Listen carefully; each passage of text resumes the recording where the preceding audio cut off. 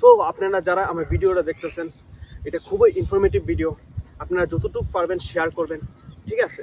আজকে যদি আমরা এই ব্যাপারে না কথা কই, তাহলে আমরা ইউথ নিউ জেনারেশন যেটি আছে, যেটা কয় জেনজি, হেরা একদম পিছিয়ে যাবো, ঠিক আছে?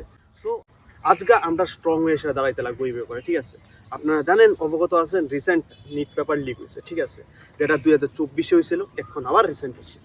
তো এর পিছিয়ে কারণ কিটা? এর পিছিয়ে কারণ আমি যেটা মনে করি, একদম টোটালি এটা ব্লেম করবো আমি সিস্টেম, ঠিক আছে? আমরা সিস্টেমের মধ্যে গাবলা আছে, যার কারণে আজকে এই জিনিসটা হইতেছে।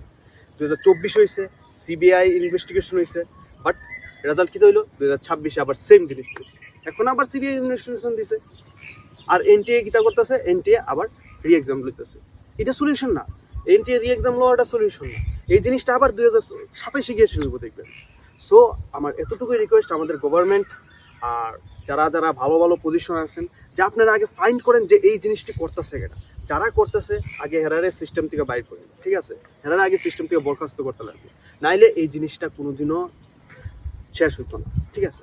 আর যারা যারা এই জিনিসটা করছেন, এরা কাছে যদি আমার ভিডিওটা পৌঁছে থাকে, আপনারা একবার ভাববেন, একজন স্টুডেন্ট নিট প্রিপারেশনের লাইগা রাত দিন 24 ঘন্টা, এমনও স্টুডেন্ট আছে যারা 3-4 বছর ধরে এসে লাগাই দিছে এই প্রিপারেশনের মধ্যে।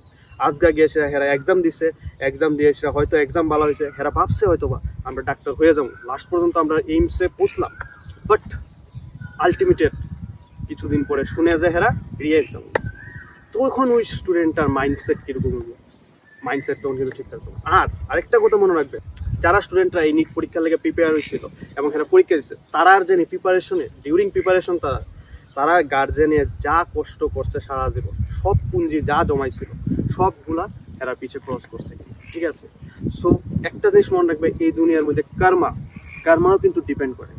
হেরার বদদুয়া যদি আপনার শরীরে লাগে, এই 10-20 লাখ টাকা আপনারা কোনো কিছু করতে পারতো না। এমন সিচুয়েশন আইব, আপনার যে 10-20 লাখ টাকা করে এইভাবে যে কামাইছেন, সবগুলো শেষ, সবগুলো এই টাকা দিয়েও আপনি বাঁচতে পারতেন না, এমন সিস্টেম হয়ে যাবো, ঠিক আছে? তো আপনারা যেন এই যে লিক করার সময় একটু মাথাতে রাখা দরকার, যে আমার যেন আমি যেন লিক করতেছি ব্যাপারটা 10-20 লাখ টাকা, 25 লাখ টাকা, 30 লাখ, যাই হোক একটা অ্যামাউন্ট আছে, বোঝা যাচ্ছে? এতটুকুর লাগা এখানে 20-25 লাখ স্টুডেন্ট পরীক্ষা দিচ্ছিল, বোঝা গেছে? সো এই এতজন স্টুডেন্টের লাইফ আপনি জাস্ট 1 মিনিটের মধ্যে স্পয়েল করে দিচ্ছে, বোঝা গেছে? আপনি একবার ভাবেন, আপনার নিতে যারা পেপারটি নিয়ে এসে কিনছে, এরা হয়তো বা পরীক্ষা দিয়ে এসে নিটের চান্স পাই নেব এবং ডাক্তার হয়ে যাব, কিন্তু এদের ফিউচার ডাক্তার কী দেবো? আমরা ইন্ডিয়ার ফিউচার ডাক্তার কী দেবো?